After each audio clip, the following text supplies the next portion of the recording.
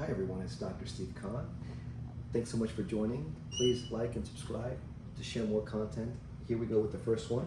We're taking a look at this very interesting gland. Functionally and structurally, two glands in one. We have the adrenal gland.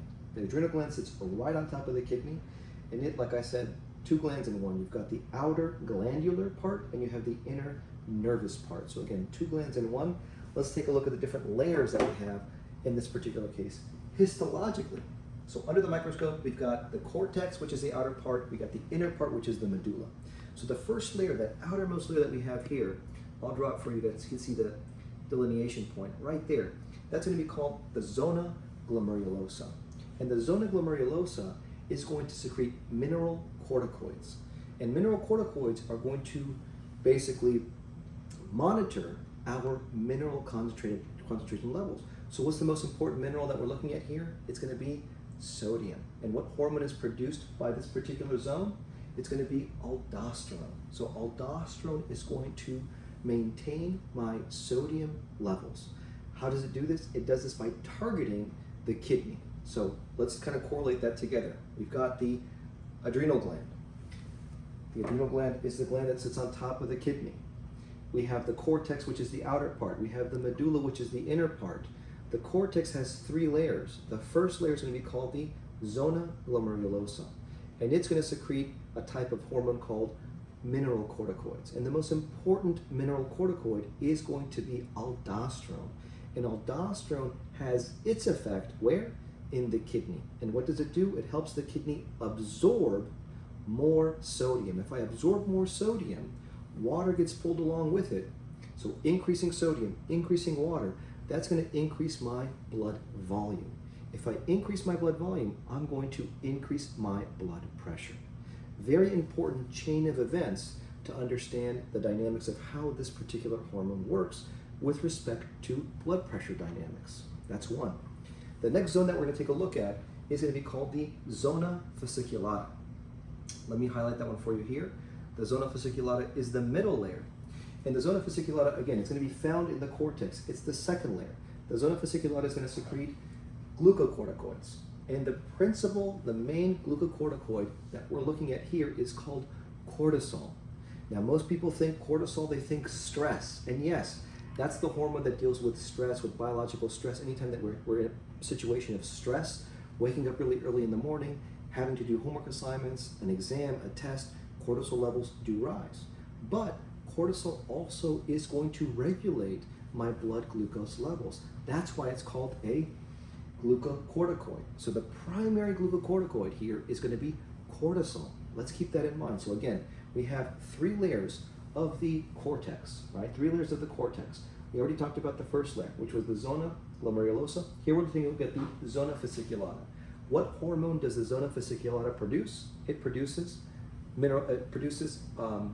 the principal glucocorticoid, which is cortisol. Cortisol deals with my blood sugar levels. It ensures that my blood glucose levels are steady throughout the day. So I don't have spikes or falls within them. Spikes or falls are not good for us. We want basically a steady state of glucose in blood, okay? The third layer is the zona reticularis. It's going to be the thinnest layer. Let me draw that one out for you guys here. This layer right here that we're seeing, that's the zona reticularis. And the zona reticularis, again, is the third layer of my adrenal cortex. It's going to secrete androgens. What are androgens? These are weak masculinizing hormones. So their principal effect is to give some type of masculinizing effect to the individual. So mainly it's going to be seen in a more effective state in females versus males because males have testosterone as their principal driving force as an androgen.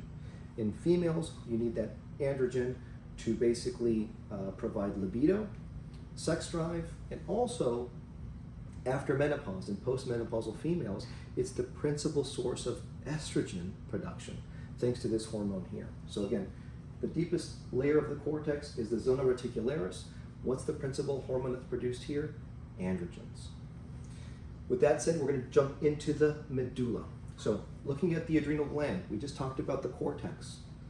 Outer layer, three parts to it. The middle layer here is called the medulla. The medulla is nervous in its nature, meaning its embryonic development is nervous tissue. And for that, it's going to release two very important hormones, norepinephrine and epinephrine. So these hormones are produced by a very special type of cell called chromaffin cells, or medullary chromaffin cells. So what do medullary chromaffin cells produce? They produce norepinephrine and epinephrine. Now, what are the effects of norepinephrine and epinephrine? Or simply put, norepi and epi. Well, they're going to activate the fight or flight branch of the nervous system. So what branch of the nervous system is fight or flight? It's the sympathetic nervous system. So we have sympathetic fibers that are going to basically activate the secretion of norepinephrine and epinephrine that are going to have a systemic effect. What's going to happen here? I'm going to increase my blood pressure. I'm going to increase blood flow to my heart, my lungs, my muscles. I'm going to see vasodilation. I'm going to see vasodilation to those vessels, to those areas, to increase blood flow. Again, think fight or flight. If you get scared, excited, really angry, you get this burst of adrenaline, and it goes to these target organs, muscles, heart, lungs, to increase the delivery of nutrients like oxygen and glucose for you to either fight or fly. So those are the major hormones to take a look at and review when it comes to this little tiny gland that's shaped like a pyramid that sits on top of the kidney that most people kind of forget or ignore. It's the adrenal gland or the suprarenal gland, and those are the important things to kind of keep in mind. Thanks very much for joining. We'll see you in the next one.